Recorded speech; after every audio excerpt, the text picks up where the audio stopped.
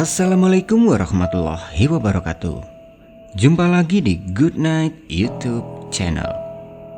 Apa kabar nih teman-teman? Semoga kalian yang menonton video ini selalu diberi kesehatan dan dilancarkan rezekinya.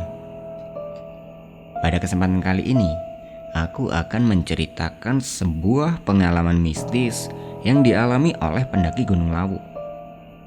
Di mana waktu itu, tanpa disengaja, dia ini menjumpai sebuah perkampungan gaib yang di dalamnya ada penduduk yang sedang mempunyai hajat.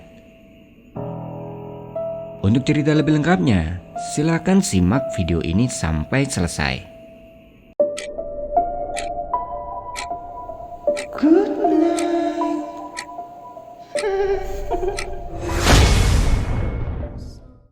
Kisah ini dialami oleh 4 orang. Ada Topan, Fani, cowok, Enggar, dan yang satu lagi Agus. Mereka bertiga ini udah temenan cukup lama, kecuali si Agus.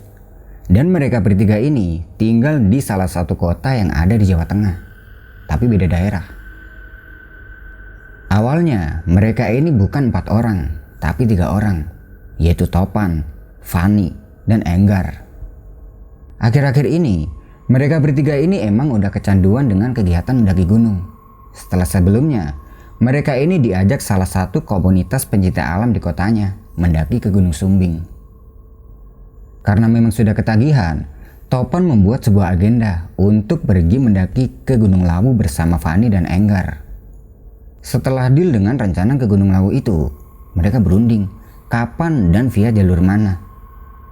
Fani memberi saran agar mendakinya ini via jalur Cemoro Sewu aja, karena di jalur itu terkenal lebih ramai pendaki.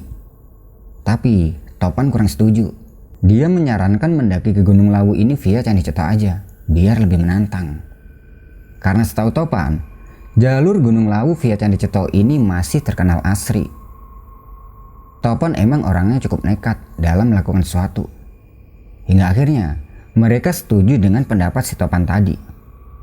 Setelah berunding soal jalur, mereka lanjut berunding lagi kapan berangkatnya. Nah, berhubung 1 minggu kemudian ini masuk bulan Suro, si Enggar memberi saran agar mendaki ke Gunung Lawu ini nanti aja pas Suroan. Karena setahu Enggar, kalau bulan Suro Gunung Lawu itu pasti akan ramai oleh pendaki. Akhirnya semua rencana sudah deal. Karena waktu itu mereka ini ada 3 orang, Topan meminta pada teman-temannya untuk mengajak 1 orang lagi dengan tujuan agar tidak ganjil dan tidak ada yang berkendara sendiri nantinya, mengingat mereka berangkat ini menggunakan motor.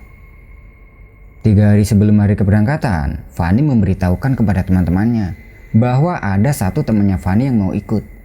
Tapi temannya Fani itu masih bisa dibilang pemula.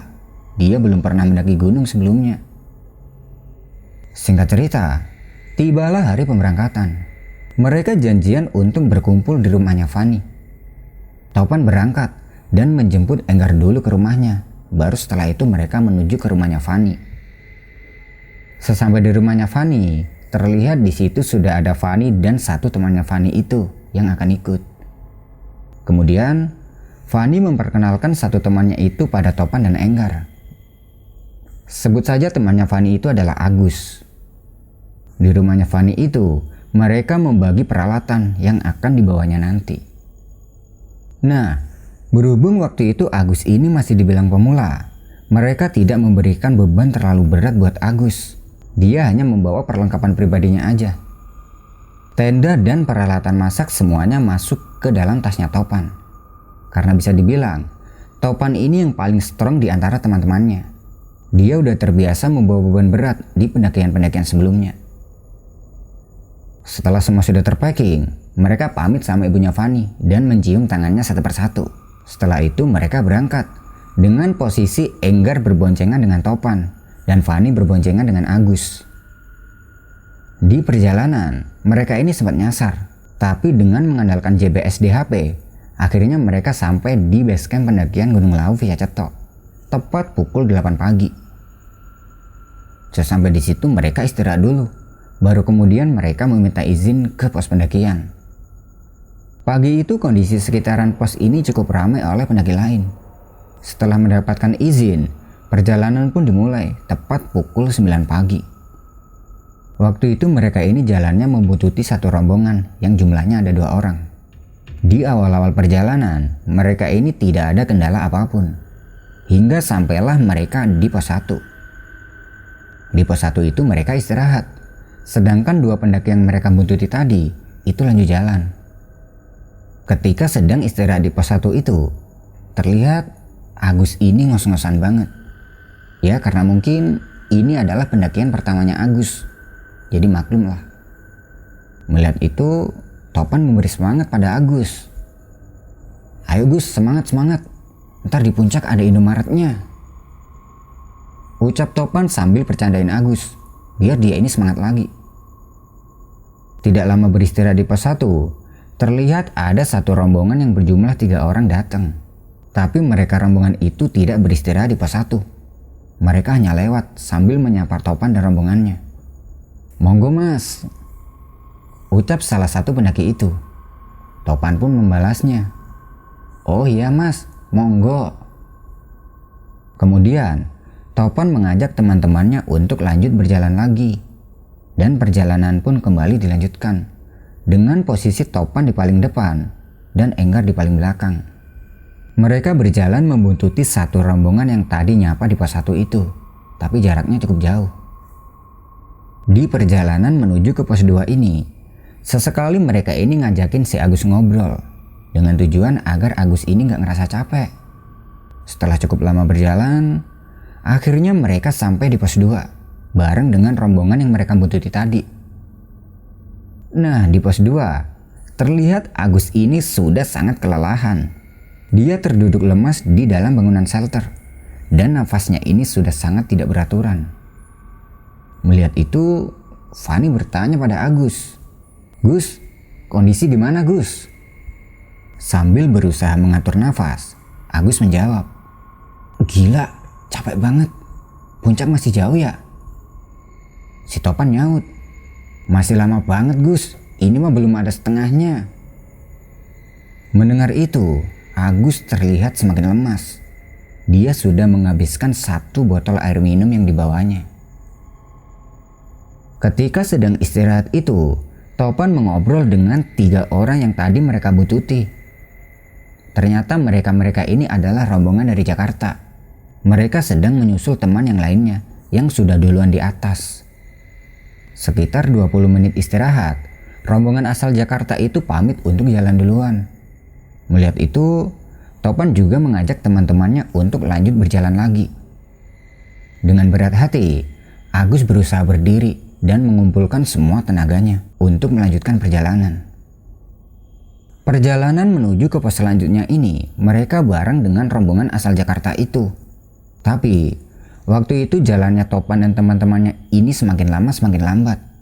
Karena mereka mengimbangi langkah kakinya si Agus yang waktu itu sudah sangat kecapean.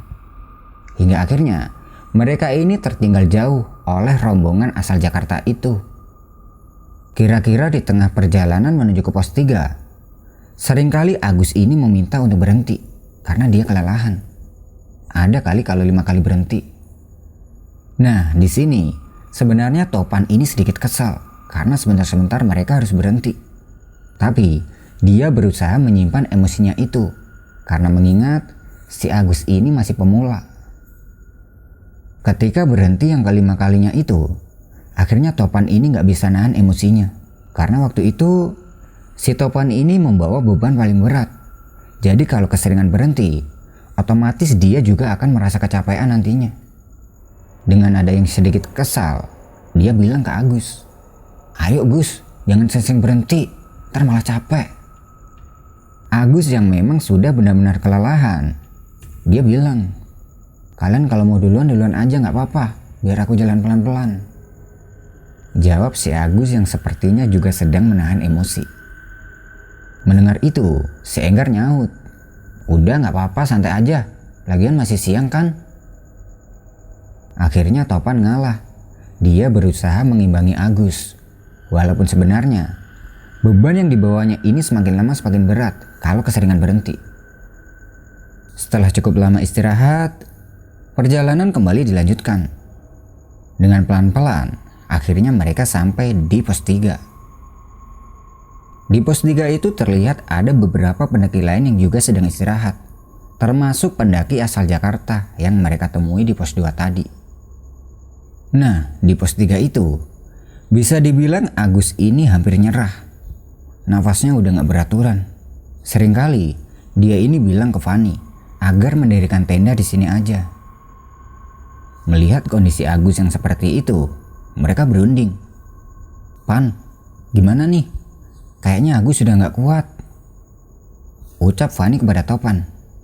Lalu Topan menjawab, "Gak apa-apa, santai aja. Kita jalan pelan-pelan. Bentar lagi juga udah sampai di pos 5. Ntar kita istirahat di sana." Di pos 3 itu mereka istirahat cukup lama. Hingga satu persatu pendaki yang tadinya ada di situ bergerak melanjutkan perjalanannya.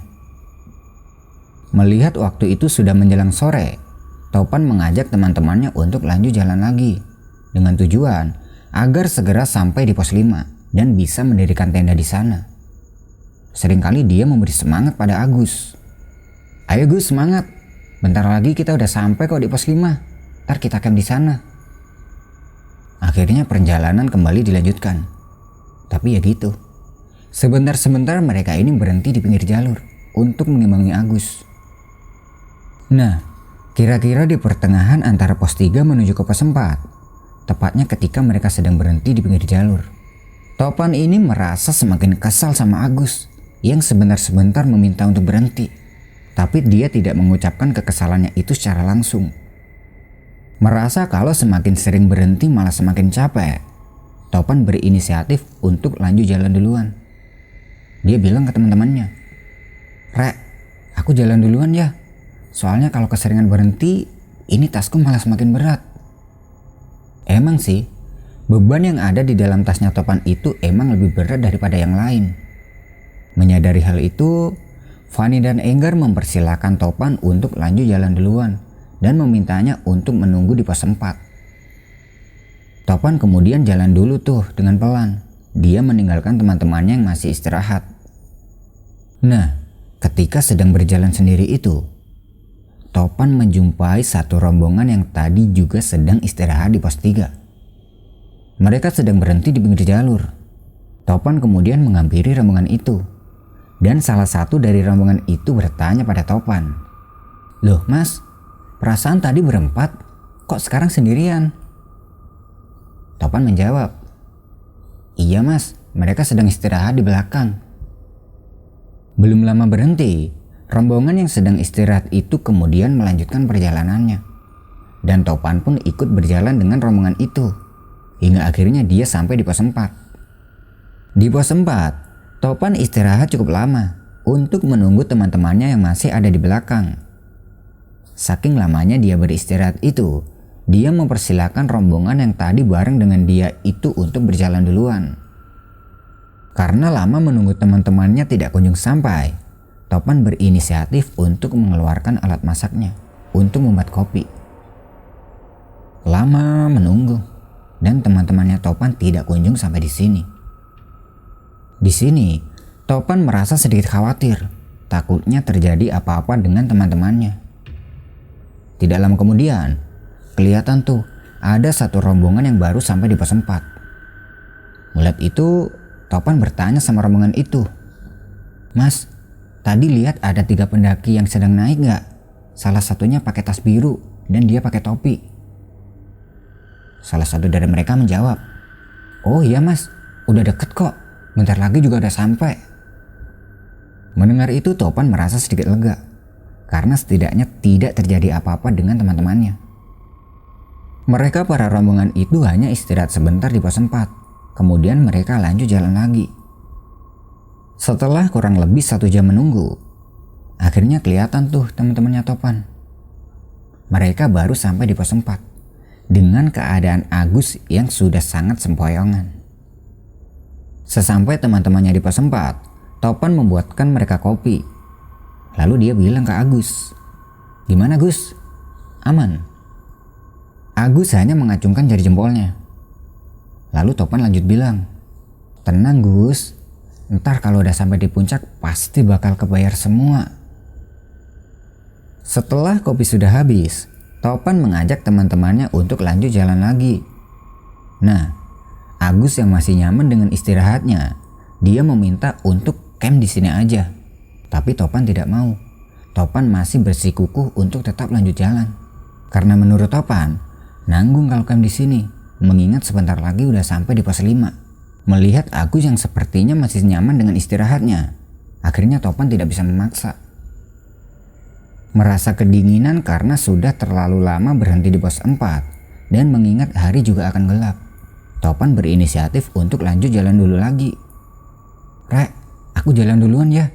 Ntar kalau udah sampai di pos 5 biar aku bisa langsung diriin tenda dan masak buat kalian." Enggar menjawab, "Jangan Pan, kita bareng aja. Ntar kalau ada apa-apa di jalan gimana?" "Tenang aja, lagian kan ramai pendaki yang naik. Ntar juga ketemu orang di jalan." Memang sih, di gunung itu kalau kita terlalu sering diam dan tidak melakukan aktivitas, itu malah semakin terasa dingin. Akhirnya, mereka mempersilahkan Topan untuk lanjut jalan duluan dan memintanya agar segera mendirikan tenda setelah dia sampai di pos 5. Topan kemudian membereskan alat masaknya dan pamit sama teman-temannya untuk berjalan duluan. Entah bisa dibilang Topan ini egois atau gimana. Yang jelas, kalau keseringan berhenti dia ini malah semakin dingin. Di sisi lain, dia juga nggak bisa kalau keseringan berhenti, karena itu akan membuat tas yang dibawanya ini malah semakin berat.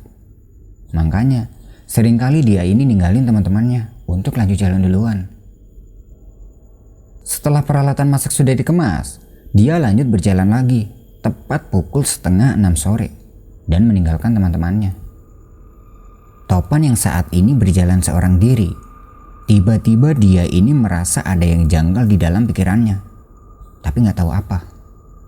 Dia terus berjalan, dan selama perjalanannya itu, Topan tidak menjumpai satu pendaki lain pun. Tidak lama kemudian, kabut tipis mulai turun. Udara juga tidak terasa begitu dingin. Nah, di sini Topan mulai cemas. Dia takut kalau malam ini akan turun hujan.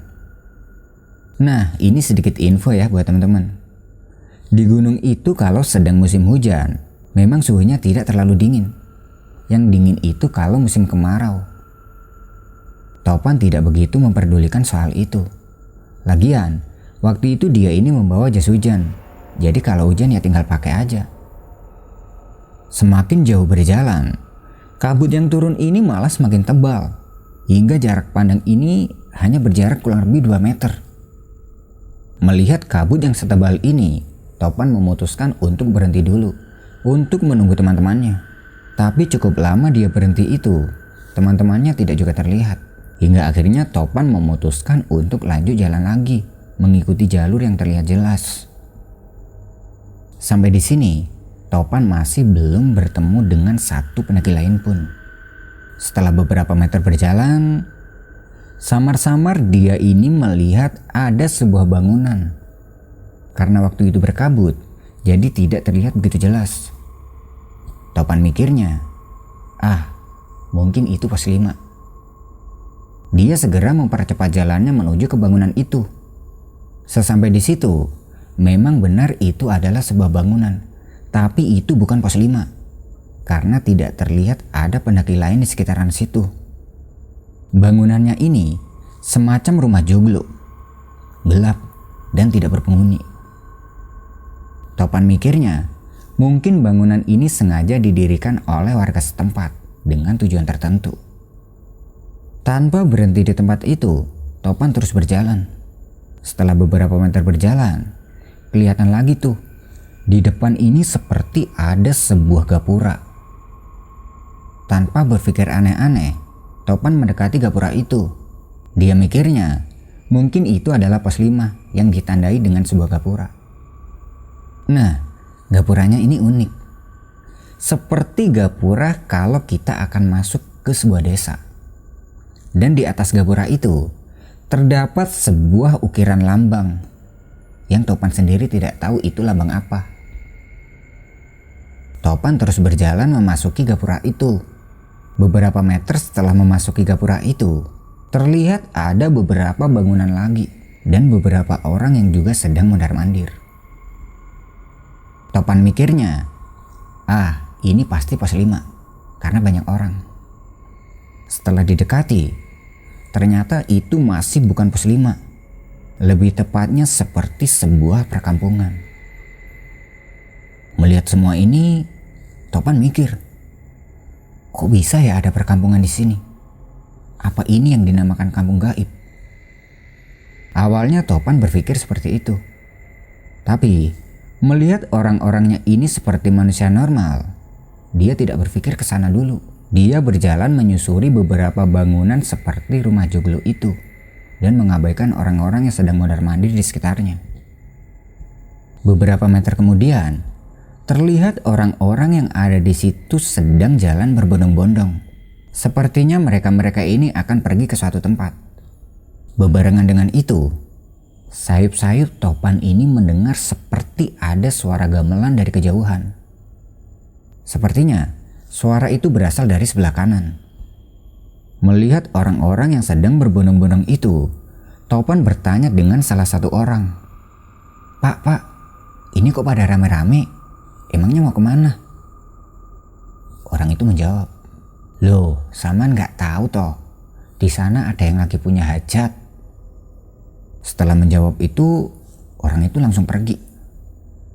Karena penasaran, Topan ikut berjalan dengan orang-orang itu. Dan semakin lama, suara gamelan ini terdengar semakin keras. Hingga akhirnya nampak jelas tuh di depan. Ada sebuah pertunjukan unik khas Jawa. Jadi, pertunjukannya itu ada 3 orang wanita yang sedang menari sangat lincah, diiringi dengan beberapa orang yang memainkan musik Jawa klasik. Dan musik yang dimainkan itu memberikan ciri khas tersendiri pada kampung ini. Melihat semua itu, Topan berhenti dan memutuskan untuk menonton pertunjukan itu dulu. Musik yang dimainkan ini benar-benar sangat merdu.